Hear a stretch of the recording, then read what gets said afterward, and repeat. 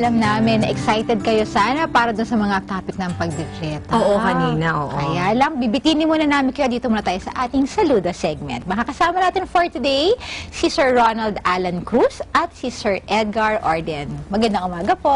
Good morning. Magandang umaga po sa inyo. Dahil ang topic natin ngayon ay napakaganda kasi it's about outstanding book monograph. Ang tanong kasi dyan is, paano nila gawa na maging outstanding ang libro? Pero syempre, sir, kayo po by nature, ano po ang work nyo?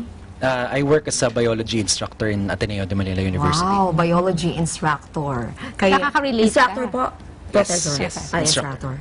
Ako po ay professor sa Central Luzon State University at ako po ay nagtuturo ng animal nutrition at karamihan po ng aking ginagawa ay maliban sa pagtuturo ay nananaliksik.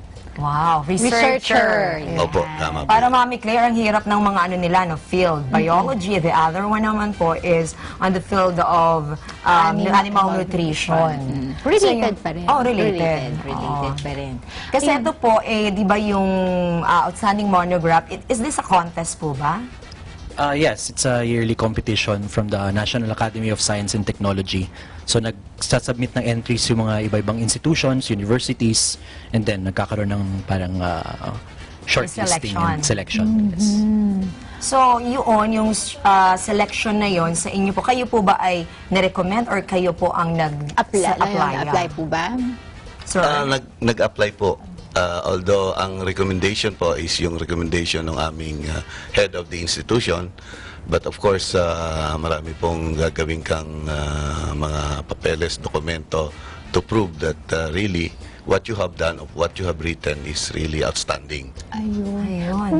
When it comes po dun sa selection of topics, yung selection yung ginawa yung mga na book or monographs, kayo po yung nagsabitan nun, or do they give you like yung gagawin mo na book o yung gagawin mo na monograph, kailangan umiikot sa ganitong tema? Mayroon po bang theme na sinusundan? Wala naman, since it's medyo general naman in terms of science, as long as it has to do with science. Kaya magkaiba yung field namin. Actually, if you look at the titles of the books and the themes covered, magkaiba siya.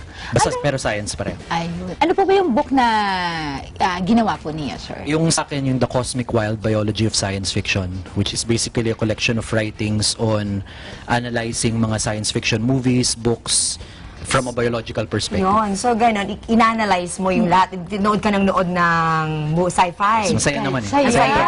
Oo nga. I could So, yun ang imagine. hilig mo. Pagkabata mo, yun na yun. Yun na yung gusto mo talaga. Mahilig na ako magbasa dati pa tsaka manood ng movies. Although dati hindi science fiction, fantasy tsaka horror. Na-connect mo kasi siya, di ba? From biology as your course.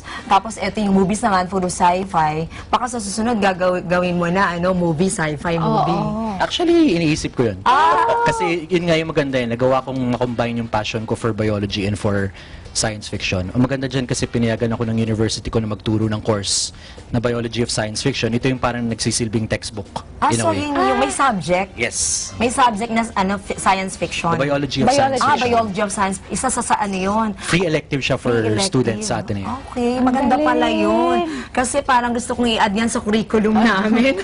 Kasi Why not? diba? Oo, why not? Kasi parang yung mga bata, nai-integrate nila from yung biology at the same time panonood ng movies na hindi ka lang manonood, at least ina-analyze mo. Yes. So from doon analysis, yun ang ginawa nyo ho. Yes, ang talagang goal is actually hindi para masira yung mga illusions na Yeah. pinapresent ng science fiction, pero para magkaroon ng whole new level of appreciation yung mga viewers and For readers. For sci-fi. For science. Pero hindi naman na babago. Kumbaga, eto kasi, di ba, fiction ito eh. May connect pa rin siya yung in the real world. Very much so. Kasi actually, sa lahat ng genre ng literature, in science fiction talaga, kakaiba siya kasi grounded siya in science. That's what really makes it unique. So, very easy siya to discuss in terms of science. Di kagaya ko na rin ng fantasy na may magic, which is mahirap i-discuss from a malayo sa scientific realidad. perspective. Or horror na supernatural. Science fiction, talagang based on Science-based. science. Ayun, ang galing. Eh, kay sir naman. Yung akin naman po ay kakaiba doon kay Oo, iba. Ronald. Kaya nga, distinct, Ibang-iba po. iba-iba rin. Siguro po, yung apo ko na ang magiging interesado doon sa kanya. Oo, kasi po, iba libro. syempre yung generation, pero... Ito naman pong libro namin, it is the product of more than 25 years of research work. Oh, hindi biro yan, Mami Claire. 25 years. 25 years of research in the field of animal nutrition, but we focus on mineral nutrition of goats. And siguro po, bakit kambing? Yun nga Alam kanina niyo po, tatanong ko eh, bakit kambing? Kambing po kasi is identified with the farmer. So it is a household, it is an asset for the farmer. So maliban po doon kasi ako rin ay director ng Small Ruminant Center, which means pag small ruminant po, ang ibig sabihin niyan ay kambing at tupa. Doon po sa Central Luzon, meron po Central Luzon State University ay ando sa amin ang sentro ng sasaliksik o pananaliksik ng kambing at tupa, at ito po ay ginawa namin sa loob ng mahabang panahon. At we put together all of this research output, and these are the fruits of our endeavor for the last more than 25 years. Karamihan po ng mga linagay namin dito sa libro pong ito ay... Pwede mong pakita niyo po yung yes, ma'am, ito Ito po. ako na Yan po. paghahawak. Ayan. So yan po ay karamihan po ng nakalagay dyan ay naipublish na huray namin sa mga scientific journals, Yes, ma'am. abroad Opo. and local. Yes po, yes po. So ito, this is a compilation na. Opo, plus of course meron kaming mga bagong idinagdag dyan, kaya ho nung makumpleto namin, because nung una po ilalabas na sana namin yan, but you know, we feel na kulang pa. There were, kaya ho, Imagine mo, kulang pa 25 years, pero kulang pa rin. so yun pong 5 taon na huli, yun po yung missing. So in short, Ayun, 30 missing link. years Missing na. link. Yeah, Opo. so yun ay kumumpleto doon Opo. sa buong Karamihan study. po doon sa huling 5 taon ay hindi pa na-publish yun. So nandyan po ang karamihan. So ito na yung sabi nga natin, pinaka-bago, pinaka-latest Oo. na innovative. So ito, Ayan. itong libro niyong ito ay makakatulong sa mga magsasaka. Yes po, maliban po sa magsasaka, although siyempre we have provided empirical evidence about the nutrition of goats, but it will also help not only the farmer but of course researcher ng mga other institution, and also mga extension workers at mga siyempre po yung mga estudyante natin na nananaliksik. Yes, para Magandang maging ano siya, oo, reference to. Yes. Baka makuha ko to as reference isa. Mukha nga Tapos, na-inspired po ako sa inyo. Kami Sobra ni Mami po. Claire. Sobra, no? Paano po yun? Kasi di ba ang contest na to is National Technology, ano yun? Ano po yun? National Academy of National Science. Academy Of NAS. Science. Ayun, natatandaan. National Academy of Science and Technology. So, this is annually. Tapos, nagsasubmit po kayo ng book. Tama po. Tapos, isa-select nila. So, out of ilan po ba yung nagsasubmit? Yun ang tanong. Kasi para... Actually, ma'am, wala po kaming idea okay. kung ilan. Kasi ang daming Opo. scientists, there's so many Yes. researchers. Pero, di ba, ang dami ring mga school.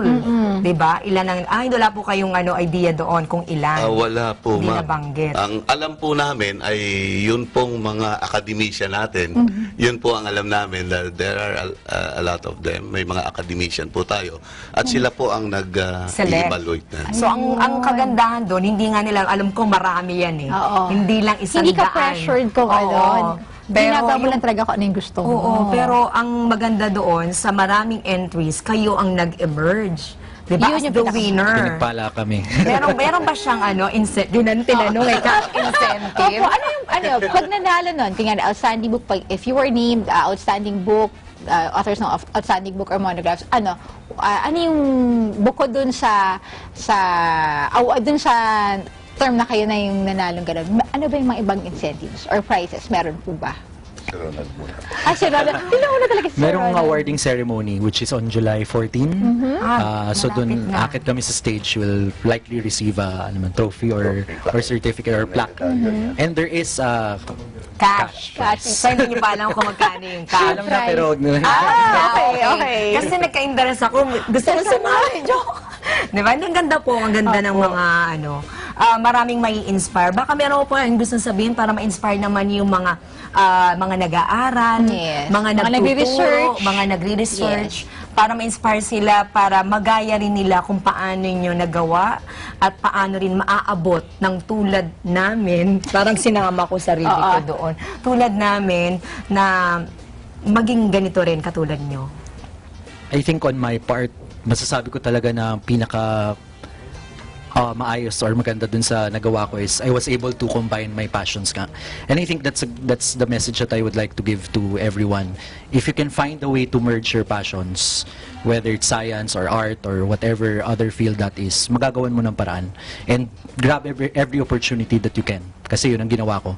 And I was able to get it published. And now, hopefully, it will increase the attention and awareness and appreciation of science in general among people. Oo nga, kasi pag science, Mami Claire, parang ang mga estudyante, di ba? Parang pag science na ay ayaw na namin. Yung iba ha, kasi pag scientific na ayaw na nila. Parang masyadong by the book. malalim na. Yes, oo. Kay sir naman po. Sa amin naman po, of course, nasa academe kami. And this is a great achievement for all of us na nag-author ng libro.